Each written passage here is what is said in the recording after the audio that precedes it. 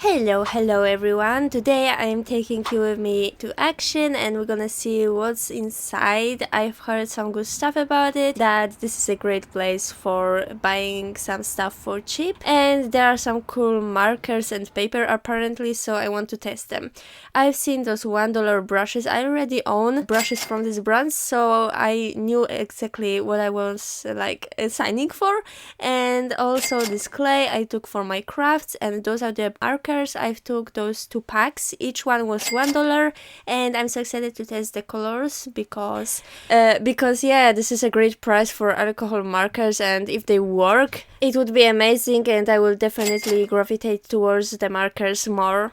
What's so funny is that I recorded this video like a month ago and couldn't get to edit it, and already I've seen some Christmas stuff, so it is crazy. But anyway, this is all the stuff I've bought. I will show you the prices in a bit, but this is bought in zloty, which is a Polish currency, and I will use the current exchange rate to show you the prices maybe in your country. I don't know, but this will be hard. I'm just telling you the approximate. Keep that in mind. I am so curious about this paper because the price was really good for the paper for watercolors, but it has this weird texture which I'm a bit nervous about. But yeah, let's unbox everything and do some swatches. Let's see what's the quality. Yeah. As I was unboxing those markers, I was positively shocked that one tip of this marker is actually a brush. I was automatically assuming that this will be a hard tip, which is super standard for those kind of markers.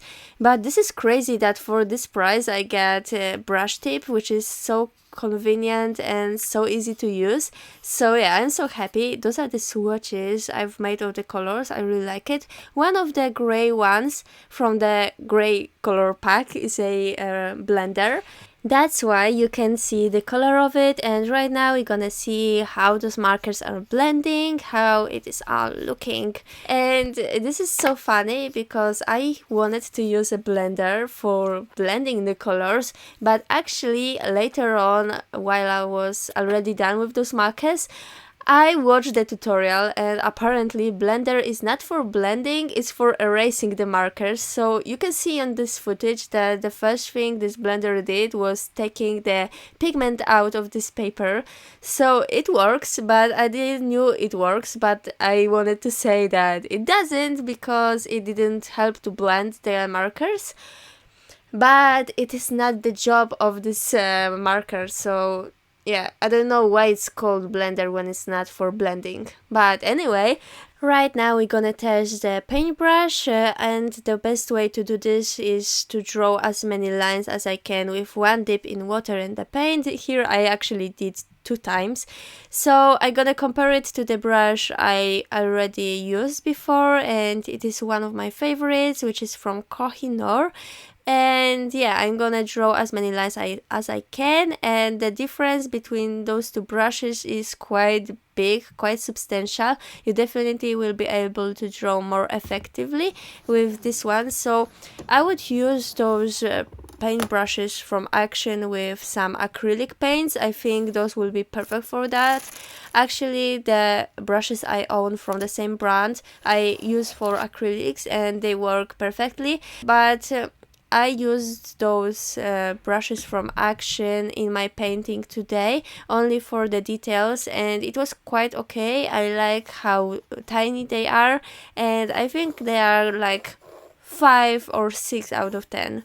This is for the price, it is a very good brush, I would say. It's very decent, yeah.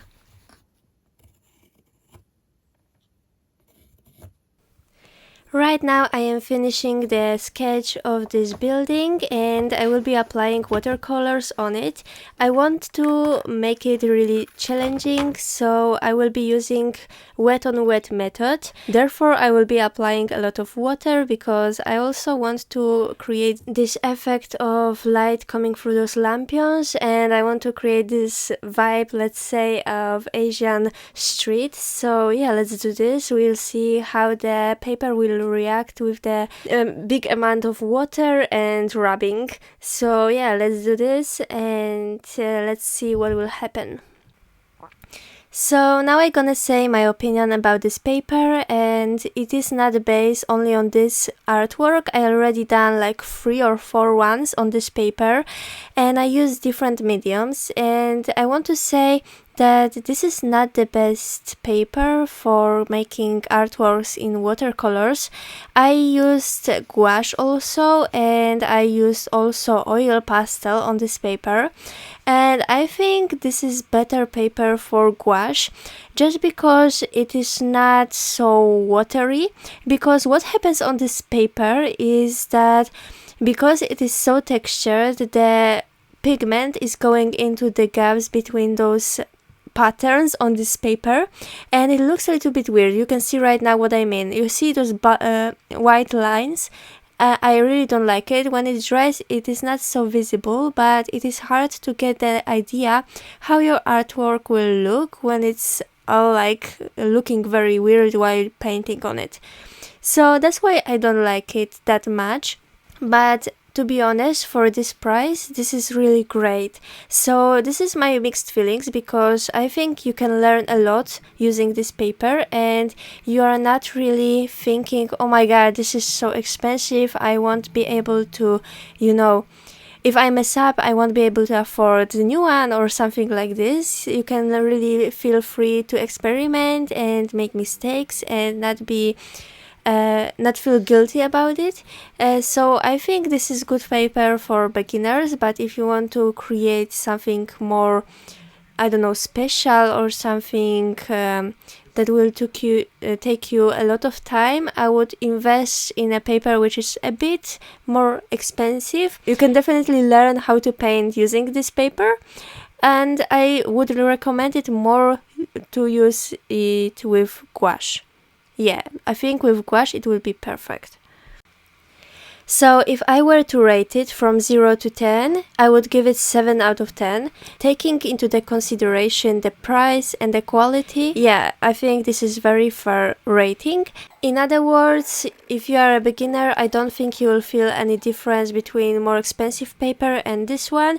But for me, personally, the harshness of this paper is a big no. I really like smooth papers, so yeah. Here I also wanted to test if the paper will handle taking off some paint. So you add a lot of water and you water down the paint and try to rub it, and it started to like lose some of the parts of the paper. I've seen it on the tissue, but it wasn't like super crazy, so I think it passed the test, so this is really good.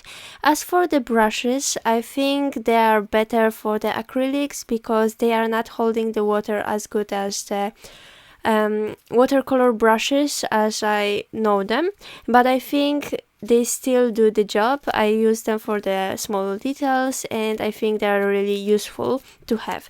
So yeah, that's my opinion. I hope you enjoyed my video, I hope you liked my drawing, and I will see you in the next video very soon.